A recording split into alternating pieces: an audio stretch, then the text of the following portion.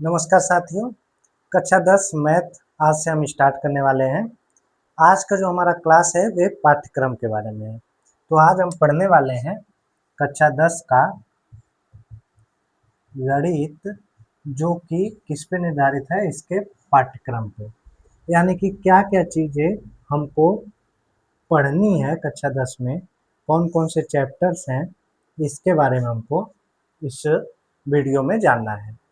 तो बात शुरू कर देते हैं हम।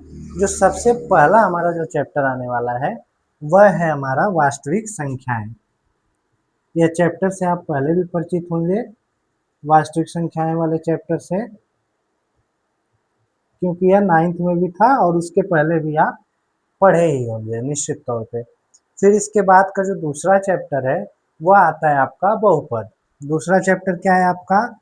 बहुपद। दूसरा चैप्टर है आपका बहुपद। क्या होता है बहुपद, बहुपद के शून्यक क्या होते हैं, है ना, इसके विषय में हमको क्या करना है, इसमें पढ़ना है। ठीक है, तो बहुपद हम पढ़ लेंगे। उसके बाद बहुपद पढ़ने के बाद हमको पढ़ना है दो चरों वाले रैखिक समीकरण युग्म। क्या पढ़ना है? तीसरा चैप्टर पे आना है हमको, जो कि है दो चरों वाले रैखिक समीकरण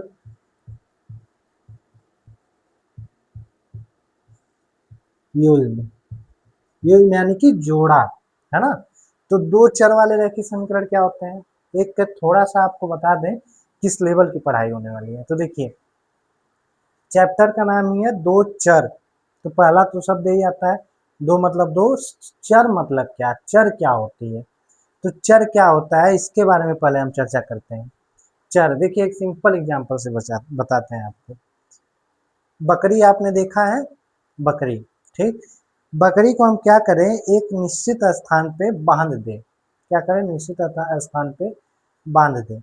तो क्या हो जाए, तो क्या वह अपना स्थान चेंज कर पाएगी? क्या वे, यहाँ हमने बांधा है तो वे 3 किलोमीटर दूर जा सकती है क्या? इधर उसका रस्सी हमने बहुत छोटा रखा है तो नहीं जा सकती है ना, निश्चित रूप से नहीं जा सकती है। तो बकरी 3 किलोमीटर दूर नहीं जा सकती है, यानी कि चरने नहीं जा सकती है, यानी कि उसका मान बदल नहीं सकता है। जैसे कि यदि मान लीजिए आप हमसे 5 रुपए उधार लें, या हम आपसे 5 रुपए उधार लें, तो क्या ऐसा होगा कि 5 रुपए की कीमत बाद में बढ़ जाए या घट जाए? यानी कि आप हमको 5 रुपए के बजाय 4 ही रुपया दें, 4 रुपया ही दें, ऐसा तो नहीं होगा ना। 5 लिए हैं तो 5 देना पड़ेगा ना। यानी कि अंक जो है 5 जो है उसका मान बदल रहा है? नहीं बदल रहा है। और दूसरी बकरी है, दूसरी बकरी क्या कर रही है, स्थान अपना परिवर्तित कर रही है, चरने वाली बकरी है। आज यहाँ है, कल कहीं और है, परसों कहीं और है, ऐसी एक बकरी है। तो यह जो दूसरी कैटेगरी की बकरी है, यह क्या कर रही है, स्थान अपना बदलते जा रही है। तो जब स्थान बदलते जाए, आपने एक चीज देखा होगा, एक्स एक्स वाई जेड, इस तरीके से एक्स वाई जेड आता है ना मैथ में। तो एक्स का मान कभी 5 आ जाता है, कभी 4 आ जाता है, कभी 2 आ जाता है। एक्स का कोई मान निश्चित है क्या कि हमेशा एक ही आएगा एक्स का मान? नहीं निश्चित है ना, एक्स का मान कुछ भी आ सकता है। यानी कि वे क्या हो रहा है, अपने स्थान को बदल दे रहा है, अपने मान को क्या कर दे रहा है, बदल दे रहा है। तो बताइए, जो अपने मान को बदल दे रहा है, खूंटे में नहीं बंधा हुआ है, वह कैसी बकरी है? वह चरने वाली बकरी है। कैसी बकरी है? चरने वाली बकरी है। तो चरने वाली बकरी यानी कि जो ये अक्षर होते हैं, एक्स वाई जेड हो गया, क ख हो गया, ये सब जो अक्षर होते हैं, ये अक्षर क्या है, ये अक्षर आपके चर है। क्या है? चर। चर क्यों है? क्योंकि ये अपना स्थान बदलते रहते हैं, हमेशा इनका मान क्या होता रहता है, चेंज होता रहता है, इसलिए क्या है, चर है। ठीक है, ये चर हुए। फिर नेक्स्ट पे आते हैं हम, इसके बाद के बारे में बात करते हैं। तो दो चर वाले रैखिक समीकरण की बात हुई, चर की बात हुई। अब रैखिक की बात कर रहा है। रैखिक क्या होता है, समीकरण क्या होता है, पहले जान लीजिए। दो चर वाले रैखिक समीकरण, समीकरण पहले जानते हैं फिर रैखिक की बात करते हैं। समीकरण क्या होता है, जब दो पक्ष हो, क्या हो, दो पक्ष हो। जैसे x प्लस वाई बराबर 4, कितने पक्ष है, दाया पक्ष बाया पक्ष। कौन दाया है कौन बाया है भाई? इधर वाला बाया है ना, हमने बोल दिया, आपने मान लिया। इधर वाला जो है वे बायां है और इधर वाला क्या है, दायां है।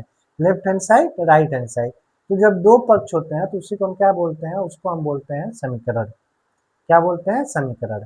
ठीक है, आसान भाषा में भी इतना ही समझ लो इसके बारे में। तो ये क्या हुआ आपका समीकरण हुआ, x प्लस वाई बराबर 4, एक समीकरण हुआ ना। अब रैखिक समीकरण की बात कर रहा है, तो रैखिक समीकरण का मतलब क्या हुआ, यदि मान लीजिए इस पे हम घात लिख दे 2, ठीक, और एक रेखा खींचे, समझाने के लिए हम बता रहे हैं, ऐसा ही कोई नहीं होता है। दोनों तरफ से एक रेखा खींचे, एक्स के ऊपर और वाई के ऊपर पूरा लेके, तो क्या हो रहा है, दो बाहर निकल जा रहा है ना रेखा के, तो यानी कि रैखिक समीकरण नहीं है। जब घात आ जाता है तो वह रैखिक समीकरण नहीं रह जाता है। और यदि ऐसे ही केवल होता है एक्स प्लस वाई बराबर 3, यह बताइए कैसा समीकरण है, रेखा खींचने पे कुछ बाहर निकल रहा है, नहीं निकल रहा है, तो यानी कि कैसा है, रैखिक समीकरण। और कब बाहर नहीं निकलेगा, जब घात कितना हो, एक हो, एक घात नहीं लिखी जाती है, तो जब घात एक रहेगा, पावर कितना होना चाहिए, एक होना चाहिए।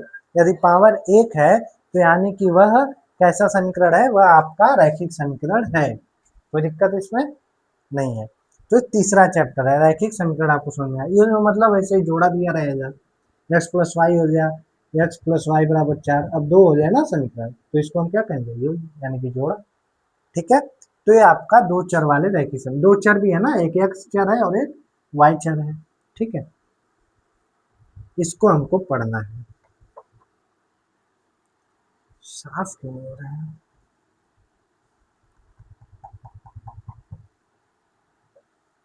इसको हमको पढ़ना है, दो चर वाले रैखिक समीकरण में। अब इतना करने के बाद, इतना करने के बाद हमारा क्या बचता है, इतना करने के बाद हमारा बचता है नेक्स्ट स्टेप पे।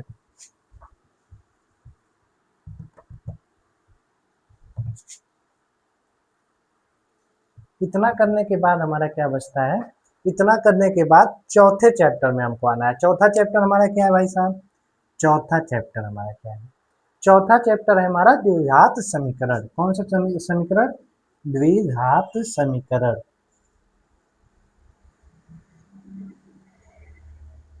रैखिक समीकरण आपने पता कर लिया, जिसमें एक घात होती है वह रैखिक समीकरण होता है। द्विघात यानी कि कितना घात होना चाहिए, पावर कितना होना चाहिए, 2 होना चाहिए। एक्स स्क्वायर प्लस 5 बराबर 4, कौन सा समीकरण है, हमने क्या बोला, एक्स स्क्वायर प्लस 5 बराबर 4, कौन सा समीकरण है, द्विघात समीकरण है। क्यों, क्योंकि इसकी घात, अधिकतम घात कितनी है, 2 है ना, पावर कितना है, 2 है ना, तो यानी कि कैसा समीकरण है, द्विघात समीकरण है। तो इस तरीके के समीकरण को हमको पढ़ना है, डिटेल में हम पढ़ेंगे। पांचवा चैप्टर पे आते हैं। पांचवा चैप्टर भाई साहब क्या है आपका, पांचवा चैप्टर आपका आता है समांतर श्रेणियां। कौन सा चैप्टर, समांतर श्रेणियां। समांतर श्रेणियां क्या होती हैं, बहुत आसान है, समांतर श्रेणी क्या होती है, समांतर समांतर, समांतर है ना, सम और अंतर मिलकर क्या बना है, समांतर। समांतर, समांतर का मतलब जैसे 2 फिर 4 कितने का अंतर है, 2 का, फिर 6 कितने का अंतर हुआ, 2 का, 8 कितने का अंतर हुआ, 2 का, 10 फिर क्या आएगा 12, इस तरीके से। कितने अंक, 1 2 3 4 5 6, 6 अंक है ना। हम कहें कि ऐसे ही 50 अंक तक जाना है, कितने अंक तक, 50वां पद, यानी कि 50 अंकों तक जाना है। 1 अंक, 2 अंक, 3 अंक, 4 अंक, 4 5 6, ऐसे ही हमको कहाँ तक जाना है, 50 अंक। और फिर हम कहें कि अब जोड़ के बताओ कि कितना हो रहा है टोटल, तो मान लीजिए ठीक है, हम बैठ के अब जोड़ेंगे नहीं ना, कि 50 पहले लिखें और फिर जोड़े, तो नहीं करेंगे ना हम।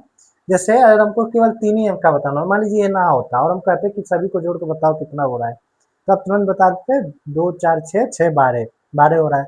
लेकिन अब 50 अंक तक जाना है, तो आप जोड़ के आसानी से नहीं बता सकते हो। अब जब जोड़ के आप आसानी से नहीं बता सकते हो, तो आप क्या करोगे फिर उसके बाद, उसके बाद निश्चित तौर पे आपको क्या करना पड़ेगा, आपको कोई फार्मूला यूज करना पड़ेगा। तो उसी के बारे में हमको किसमें पढ़ना है, समांतर श्रेणियों में पढ़ना है। बहुत ही आसान चैप्टर है, दो दो तीन फार्मूले हैं, उतना में आपका चैप्टर खत्म हो जाता है। ठीक है, छठवां चैप्टर कौन है, छठवां चैप्टर आपका आता है त्रिभुज। छठवां चैप्टर आपका कौन है, त्रिभुज है, तो उसको भी हमको पढ़ना है, त्रिभुज के बारे में छठवें चैप्टर में। त्रिभुज में आपने पढ़ रखा है एक चीज, पहले भी क्या पढ़ा था आपने, उसमें आपने पढ़ा था त्रिभुज में सर्वांग समता।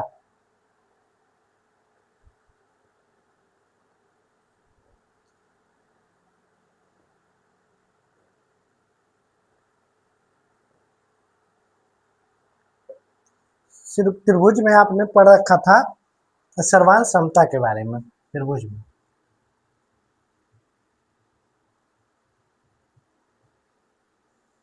किस, ओ सॉरी, यहाँ पे त्रिभुज में आपने पढ़ा था ना इसको।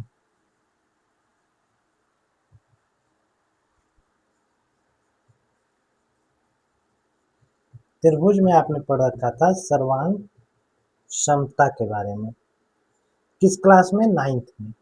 और अब इस क्लास में आपको क्या पढ़ना है, इस क्लास में आपको समरूपता पढ़नी है।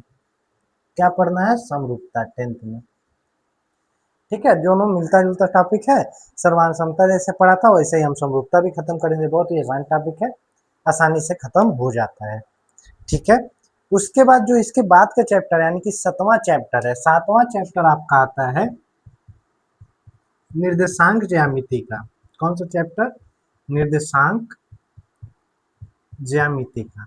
इससे आप परिचित हैं।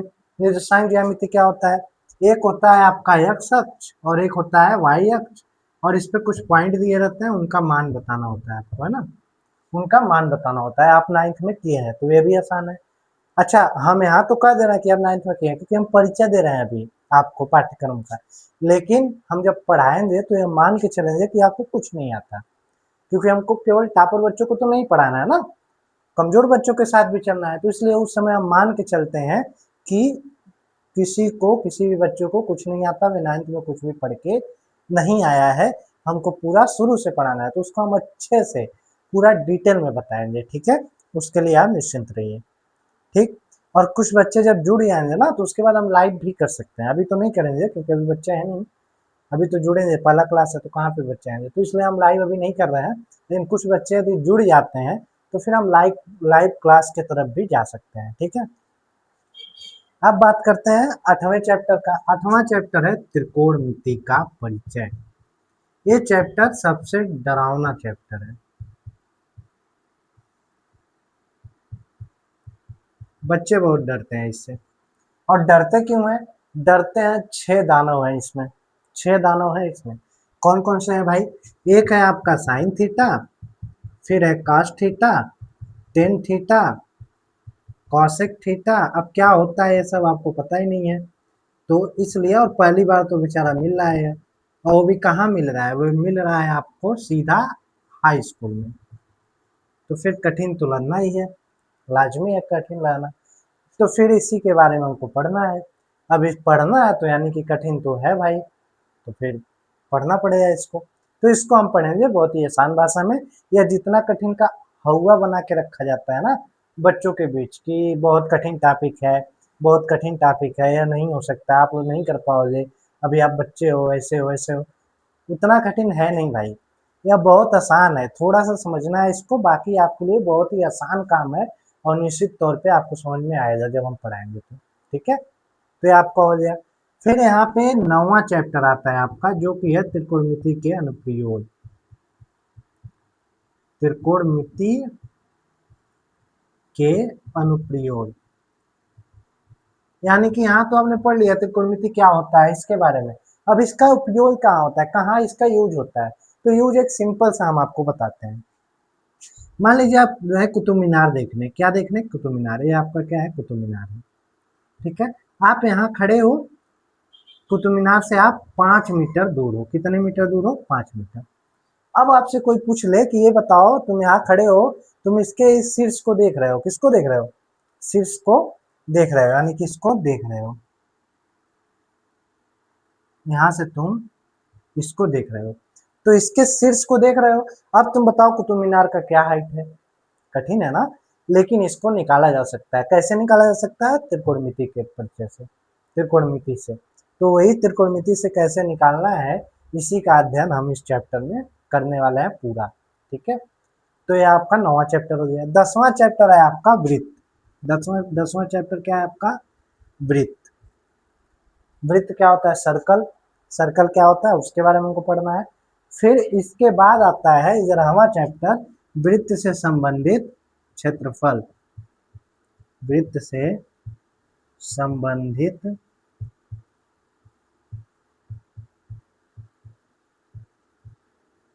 क्षेत्रफल।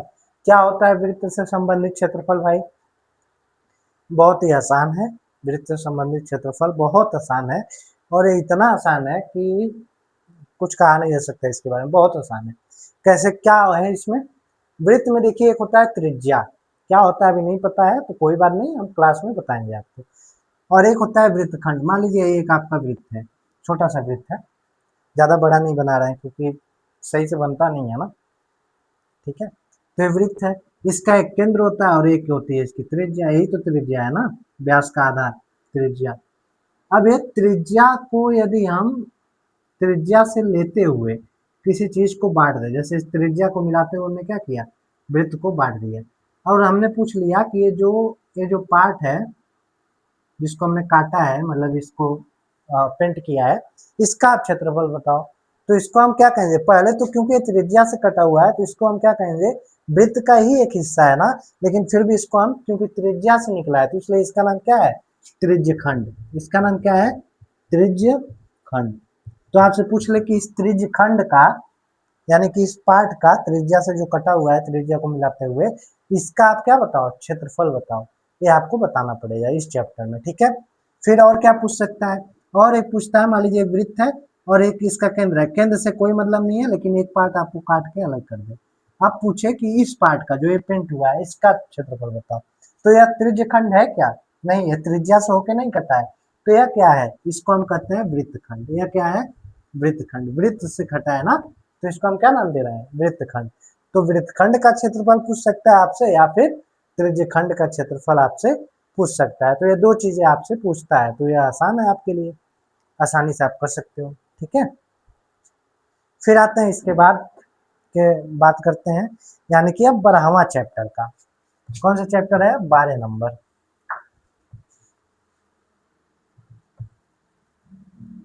ये बोर्ड ऐसा क्यों हो रहा है भाई, कोई बात नहीं। 12वां चैप्टर पे आता है हम लोग।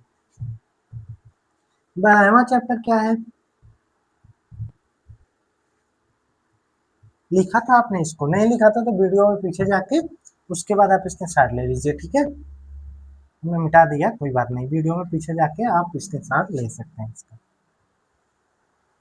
12वां चैप्टर क्या है, 12वां चैप्टर आपका आता है पृष्ठीय क्षेत्रफल।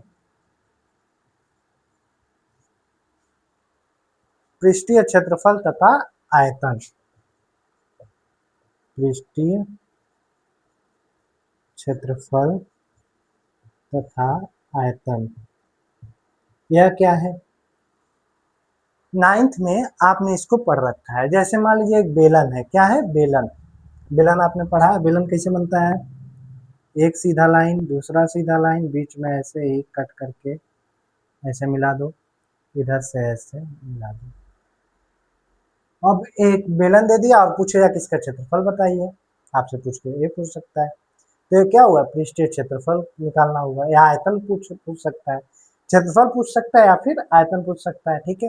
या जैसे एक हो गया शंकु, शंकु क्या होता है, शंकु कैसे बनता है, शंकु बनता है वी के आकार का, ये वी हुआ, वी के आकार का शंकु ऐसे बनता है, ये शंकु है। अब पूछेगा कि शंकु का क्षेत्रफल बताइए या शंकु का आयतन बताइए, ऐसा आपने 9th में पढ़ रखा है। इस तरीके से 9th में पूछता था ना, बेलन दे देता था, शंकु दे देता था, उसका आकार पूछता था। लेकिन जब आप जाते हो हाई स्कूल में तो दोनों को जोड़ देता है। अब कैसे पूछता है आपसे, अब एक ही अलग अलग नहीं पूछता, बल्कि एक ही में पूछता है कि यदि एक बेलन है और उसके ऊपर क्या रखा हुआ है, एक शंकु रखा हुआ है, तो इसका आपको क्या बताना है, आयतन बताइए और क्षेत्रफल बताइए। तो अब इस तरीके से मिला के पूछ सकता है, ठीक है। तो ये 9th का मॉडल था और एक इसका मॉडल है हाई स्कूल का मॉडल है, ये थोड़ा सा अंतर इसमें है। तो बहुत ही आसान है, भी चैप्टर है, कठिन कुछ नहीं है, ठीक है। अभी आप ऐसा आप लोग को लग रहा होगा कि हर चैप्टर को कह रहे हैं कि आसान है आसान है आसान है, आसान है भाई, तब कह रहे हैं, कोई दिक्कत नहीं है, आसानी से हो सकता है। आते हैं इसके बाद के चैप्टर में, यानी कि चैप्टर नंबर 13 में, जो कि है सांख्यिकी।